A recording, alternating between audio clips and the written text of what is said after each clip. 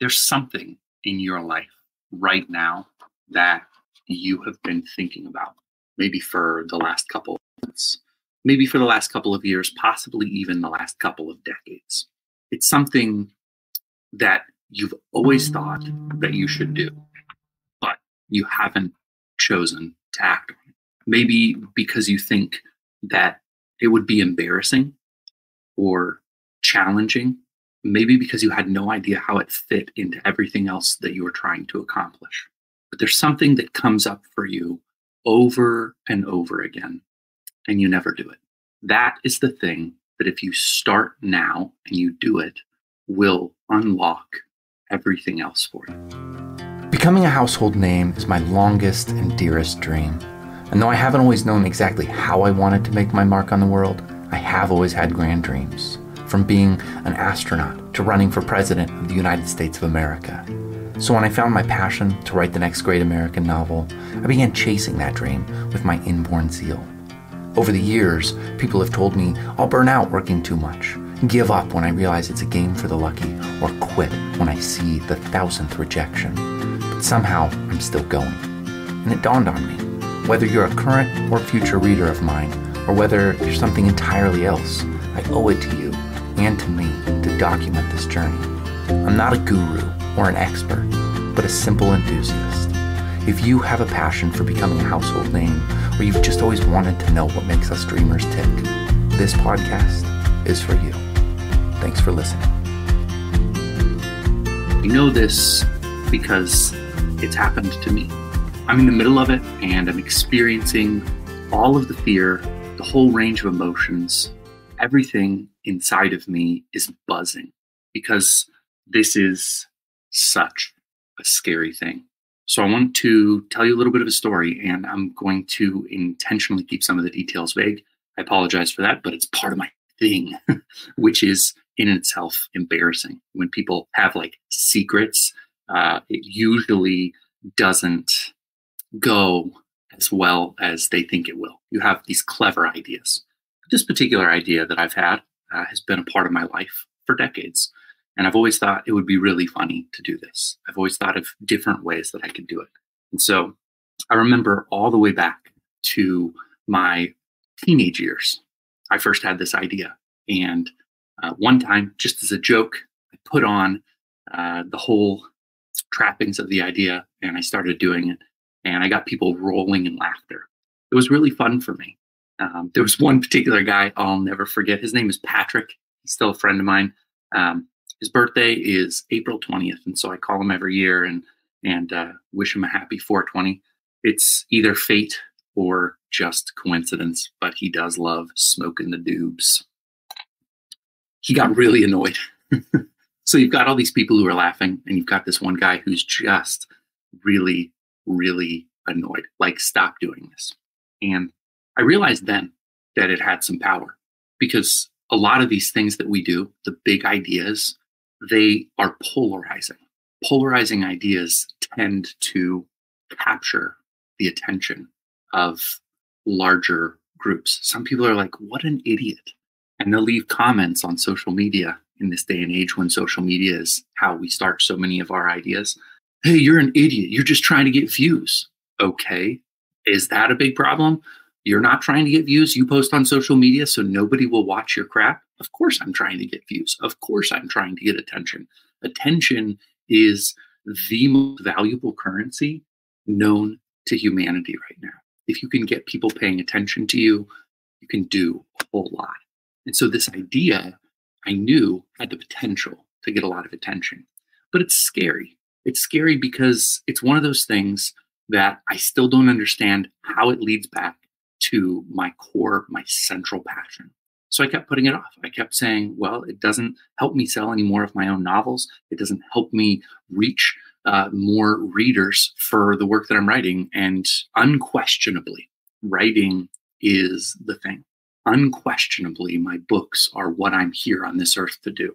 And so that's something that I want to relate to you, is that you might not know how this idea that's been plaguing you and bugging you fits into your world, but you don't have to understand everything. You just have to step into the scary thing.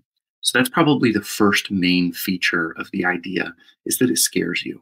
It scares you to step outside of your comfort zone, to put yourself out there and to do something really big, to do something uncertain.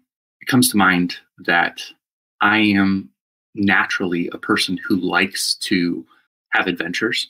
And so all of my life, I've been okay with getting an idea one night. Hey, I'd like to take a road trip to California, and packing up a car and leaving in a couple of days from then, maybe even the same night. I mean, I've done some wild things. I hitchhiked from Omaha to Washington, D.C. when I found out my friend and his wife were having their first baby.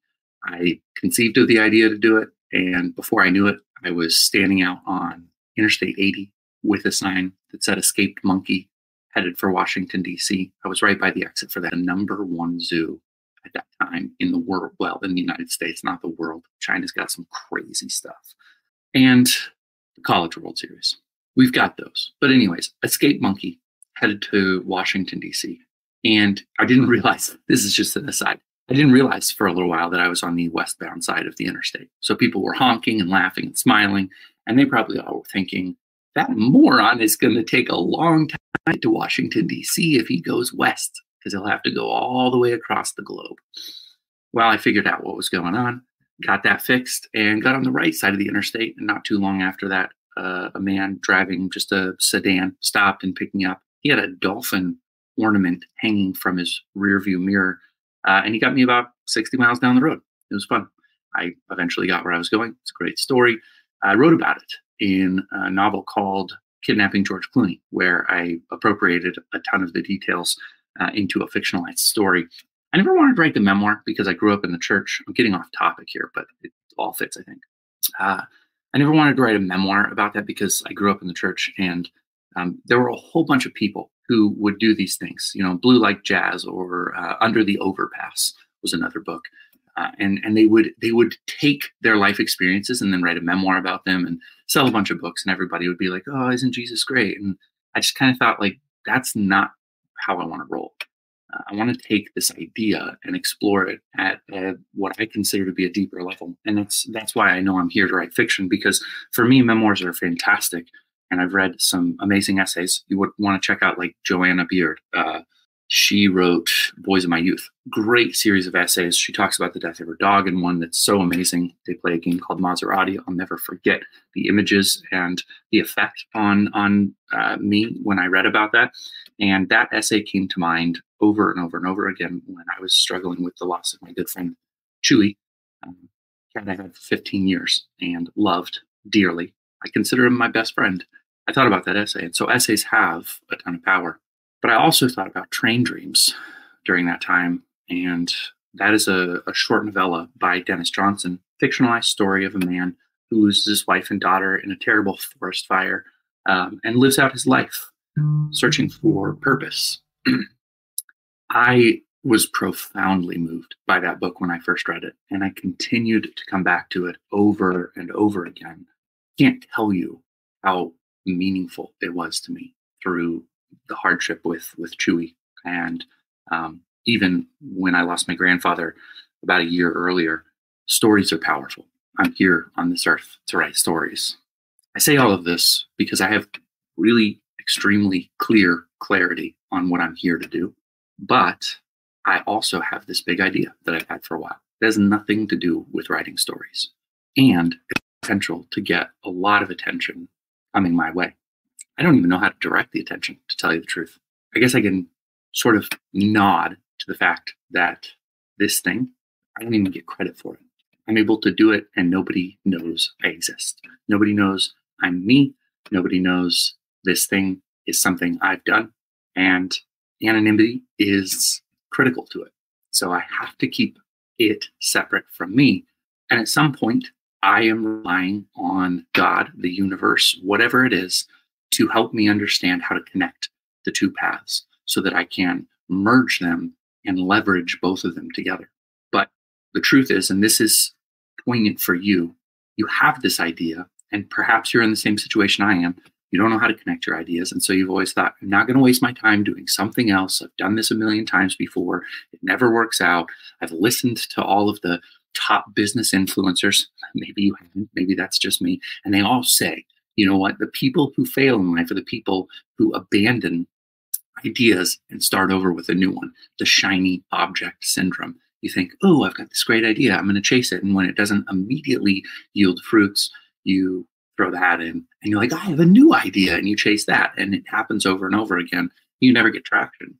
When the reality is, in order to succeed, you have to do something for a long time. That being said, there's somewhere in your chest of drawers, inside of your mind, there is something that has the potential to get very big very quickly. And that thing also has the ability to get much, much, much bigger as you lean into it.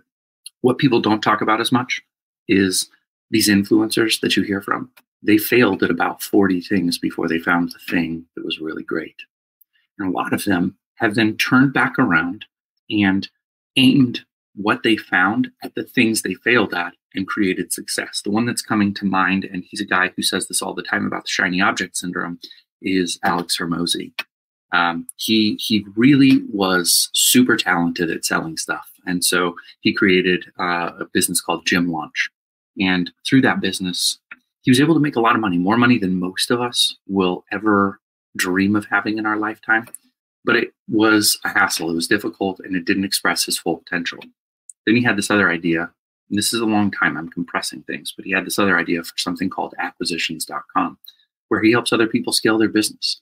He understands how to help people who have $1 million to $3 million businesses take that and grow it to many multiples of 10-figure businesses. I mean, just massive things. He was able then to turn back around and use the power of that business to continue to scale Gym Launch, which he sold, and help those people get even bigger. He's been able to turn back and move into different passions in his life and scale them because of what he learned through that one scary secret. Gary Vaynerchuk, he cut his teeth on WineLibrary.com and eventually went on to found a media company, and he started doing wine again recently. Billions of dollars. Anybody you think of who's done something huge, Mark Zuckerberg with Facebook, now Meta. I mean, there's no way he ever thought it would be that. There's no way he understood that Facebook could turn into the world's leading advertising platform. There's no way Steve Jobs could have understood that Apple would pave the way for Pixar. Big dreams, strange things, huge ideas. But all of these people share something in common, and this is where I'm at, and this is where you may find yourself if you pursue your aha, your scary thing. You will have to build two bridges at once while you're doing it. And you might not see where they converge. But what you will see is that one has the potential to do some very big things, and it will enable you eventually to grab the tugboat and pull your big thing forward.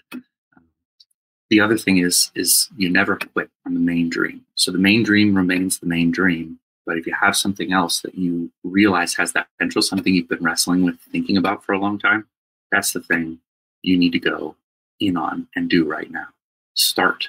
If you don't have immediate success, start again, start again. Keep pushing at it. Keep trying to figure it out. So that's where I'm going to wrap up today. I just had that on my heart. I wanted to talk to you about it. I wanted to share that with you. Thanks for dropping in, and I look forward to talking with you again next week. Becoming a household name won't happen overnight, but with your help, it can happen for me or for anyone you know who's on this journey. If you liked what you heard today, would you consider sharing this podcast with someone you know would love it too? Word of mouth is the single biggest difference maker for a dreamer's outcome. Thanks again for listening, and we'll talk to you next time.